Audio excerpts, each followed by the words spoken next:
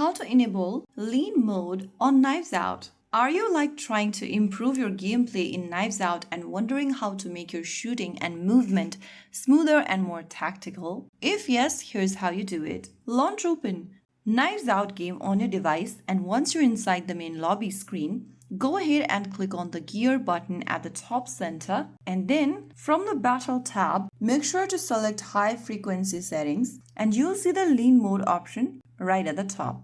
Select enable right next to lean mode. Once you enable the lean mode, you can then get back to the home page and enter a match or a training mode. Try pressing the lean button to peek around walls without exposing your whole body. You can use lean while hiding behind walls or covers. It helps you shoot enemies safely without fully stepping out. So that's how you enable lean mode in Knives Out. If you found the video helpful, don't forget to like, share, and subscribe to our channel. I will see you again in the next video. Thank you for watching.